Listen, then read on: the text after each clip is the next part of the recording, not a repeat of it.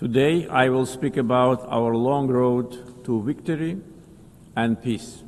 ՄԱԿ-ի ամբիոնից ավելի քան 15 րոպեանոց ելույթը նախագահ Իլհամ Ալիևը երեկ սկսեց ու ավարտեց մեկ հիմնական ուղերձով։ Ադրբեջանը հաղթել է, հասել իր առջև դրված նպատակներին ու նոր դարաշրջան բացել պատմության մեջ։ Արցախի ու Հայաստանի դեմ հարձակումները բնորոշելով որպես հայրենական ազատագրական պատերազմ, Ալիևը բարձր ամբիոնից կրկին Հայաստանին մեղադրեց էթնիկ զտումների, ռազմական հանցագործությունների եւ խաղաղ կարգավորման տարբերակները արհամարելու համար։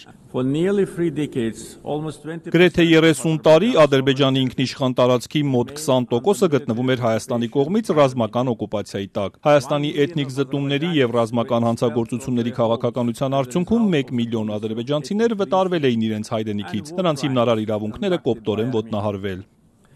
Their fundamental human rights were grossly violated. 44-րդ պատերազմի 5-րդ տարելիցից օրեր առաջ Ալիևը նաև պնդեց. Ադրբեջանը 6 շաբաթյա հարձակման ընթացքում հետևել է միջազգային բոլոր մարդասիրական ու պատերազմական կանոններին, մինչդեռ Հայաստանը բալիստիկ հրթիռներով ու կասետային զինամթերքով ռմբակոծել է քաղաքներ ու գյուղեր, սպանել խաղաղ բնակիչների։ Պատերազմի ընթացքում Արցախի խաղաղ բնակավայրերի, հիվանդանոցների ռմբակոծության, գերիների գնդակահարության ու վարձկանների ներգրավման մասին Ալիևը ոչ մի բառ չասաց։ Միայն արձանագրեց. Հայաստանը կապիտուլյացիայի ենթարկվել։ The 10 November 2020 marked the capitulation of Armenia. 2020 թվականի նոյեմբերի 10-ը պատմության մեջ մտավ որպես Հայաստանի կապիտուլյացիայի եւ Ադրբեջանի տարածքային ամբողջականության վերականգնման օր, գրեթե 30 տարվա օկուպացիայից հետո։ After nearly 30 years of occupation. Սեփական ռազմական ագրեսիան արդարացնող ու հիմնավորող այս ուղերձներից հետո միայն Ալիևը խոսեց Հայաստանի հետ խաղաղության գործընթացի մասին, չմոռանալով կրկին շեշտել, որ դրա նախաձեռնողը Բաքուն է եղել։ Ընդգծեց խաղաղության մասին Ադրբեջանի պատկերացումների հիմքում մեջբերում եմ Զանգեզուրի միջանցքն է։ Regional connectivity has been at the core of our vision. Տարածաշրջանային հաղորդակցությունը մեր տեսլականի հիմքն է երկարատև խաղաղության համար։ Վաշինգտոնյան գագաթնաժողովի հիմնական արդյունքներից մեկը Թրամփի միջազգային խաղաղության եւ բարգավաճման ուղին է, որը կապահովի անարգել անցում Զանգեզուրի միջանցքով եւ կամրապնդի տարածաշրջանային կապերը։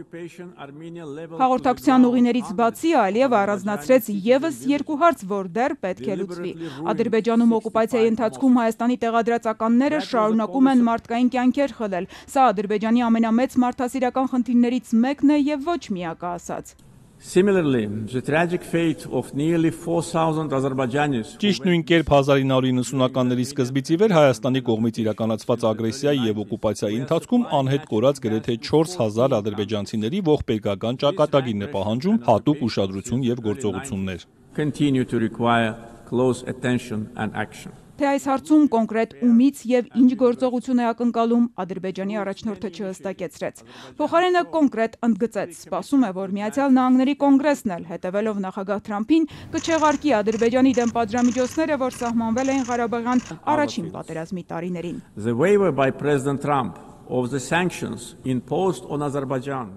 907-րդ լրացումը կասեցնելու նախագահ Թրամփի որոշումը պատմական քայլ է։ Կոնգրեսի կողմից այդ հոդվածի վերջնական չեղարկումը վերջ կդնի երկակի ստանդարտներին եւ կամրապնդի վստահությունն ու համագործակցությունը մի փուլում, երբ Ադրբեջանը նպաստում է համաշխարհային անվտանգությանը եւ կայունությանը։ A legacy of double standards